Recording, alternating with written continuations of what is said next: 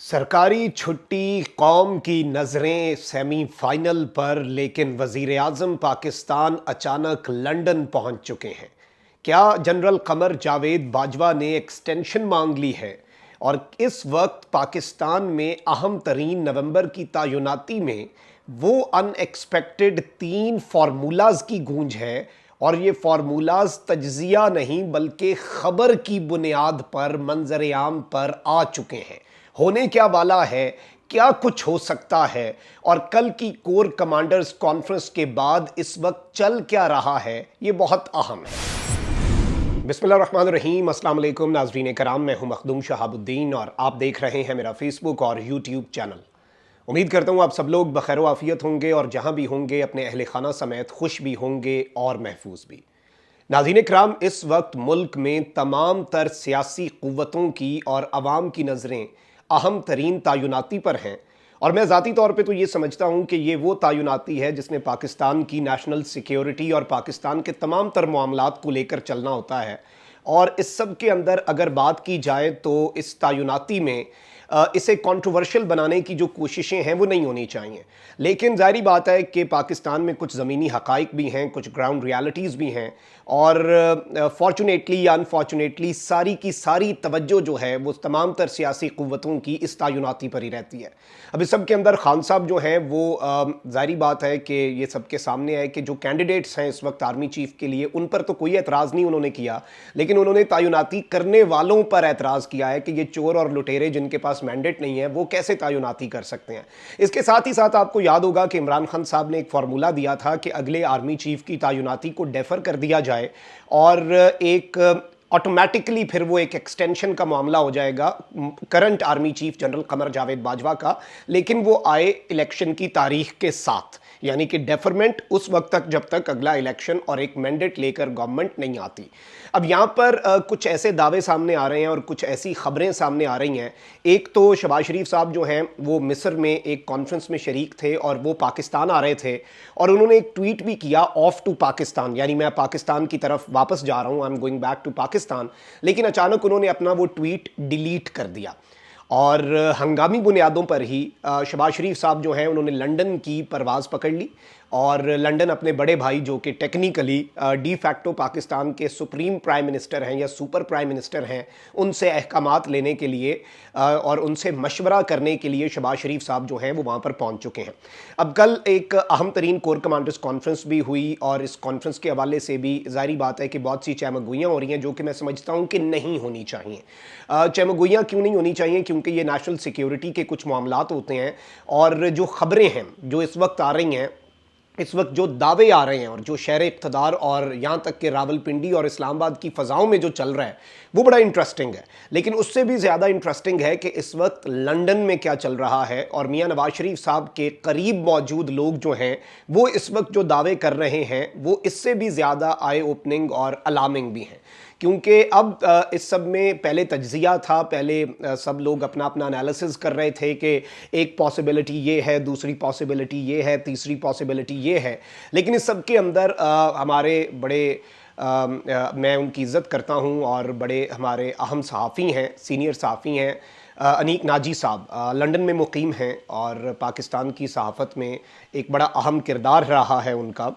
और उनके लंदन में मौजूद होने, और ज़ाहिरी बात है बड़े करीबी सोर्सेज हैं उनके पाकिस्तान मुस्लिम लीग नवाज़ में, या फिर अगर ये कहा जाए कि शरीफ फैमिली में या नवाज़ शरीफ फैमिली की जो ख़बर है, चाहे वो डार साहब हों, चाहे वो मरीम नवाज़ शरीफ साहिबा हों या नवाज़ शरीफ साहब ख़ुद हों, तो उनकी एक बड़ी आप कह सकते हैं कि उनके सोर्स जो हैं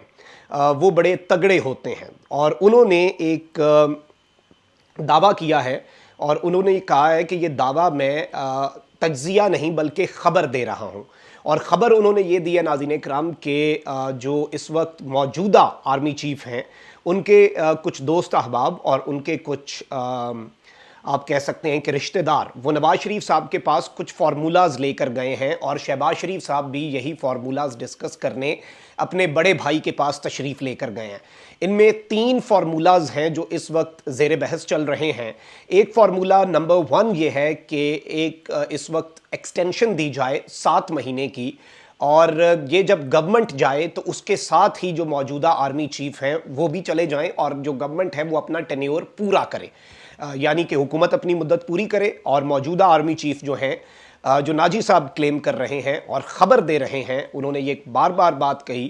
اور اس سب کے اندر انہوں نے یہ بات کہی ہے کہ موجودہ آرمی چیف جائیں لیکن جو اگلا آرمی چیف ہے وہ ڈیزگنیٹ کر دیا جائے، یعنی یہ بتا دیا جائے کہ یہ بندہ جو ہے یہ آرمی چیف ہوگا آفٹر 7 منتھس اور 7 مہینے تک موجودہ جو ہیں یہ اس طرح سے چیزیں لے کے چلیں گے۔ فارمولا نمبر 1 یہ ہے۔ فارمولا نمبر 2 جو انہوں نے کلیم کیا ہے، جو نواز شریف صاحب کو دیا گیا ہے، جو کہ عمران خان صاحب کے دیے گئے فارمولے کے کافی قریب ہے، وہ یہ ہے کہ 4 مہینے جو کہ ٹیکنیکلی مارچ تک بنتا ہے،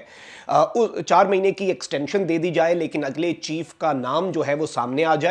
اور خان صاحب نے یہ کہا تھا کہ اگلا چیف اگلا جو بھی بندہ آئے مینڈیٹ لے کر وہ لگائے، لیکن یہاں پر ہے کہ اگلے چیف کا نام دے دیا جائے لیکن 4 مہینے کی ایکسٹینشن اور اس کے ساتھ ہی گورنمنٹ چلی جائے، یعنی مارچ میں حکومت چلی جائے، جو کہ ایک طرح سے خان صاحب کے کچھ مطالبات کے قریب قریب فارمولا ہے۔ اس کے ساتھ جو تیسرا فارمولا اس وقت کلیمز ہو رہے ہیں اور جو دعوے ہو رہے ہیں،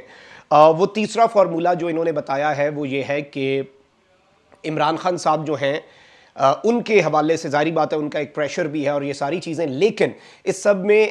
vice chief of army staff جو ہیں وہ عہدہ اس وقت کسی کو دے دیا جائے، اور نارملی اس کی مثال جو ہے وہ ظاہری بات ہے مارشل لاء کے ادوار میں ملتی ہے، کیونکہ آرمی چیف اس وقت پھر ظاہری بات ہے ملک کی باغ ڈور بھی سنبھال رہے ہوتے ہیں، اور ملک کی جب وہ باغ ڈور سنبھال رہے ہوتے ہیں تو آرمی کے معاملات دیکھنے کے لیے ایک وائس چیف کی ضرورت ہوتی ہے۔ تو یہ والا بھی ایک آپشن جو ہے یہ کلیم کیا جا رہا ہے کہ نواز شریف صاحب کی ٹیبل پہ رکھوایا گیا ہے۔ اب یہاں پر بہت سے معاملات ہیں، جتنے باتیں ہو رہی ہیں، بہت سی چیزیں ہیں اس سب کے اندر، یہ اس دعوے کے علاوہ بھی بہت سے صحافی ہیں، اور اسپیشلی میں یہ سمجھتا ہوں کہ میں کل سے جب سے کور کمانڈرز کانفرنس ختم ہوئی ہے، وہ صحافی جو نون لیگ کے سرکلز کے قریب سمجھے جاتے ہیں، وہ صحافی جن کے نون لیگ کے ساتھ اچھے روابط ہیں، یا آپ یہ کہہ لیں کہ سورسز جن کے بڑے تگڑے ہیں، ظاہری بات ہے ہر صحافی کا ایک سورس ہوتا ہے، اس کی ایک اپروچ ہوتی ہے، اور وہ ایک سرٹن گروپ یا پولیٹیکل پارٹی کی اپروچ ہوتی ہے، کچھ کی ڈیفنس میں بڑی اچھی اپروچ ہے ڈیفنس میٹرز میں، کچھ کی پی ٹی آئی کو لے کے بڑی انٹرنل باتیں پتہ لگ جاتی ہیں،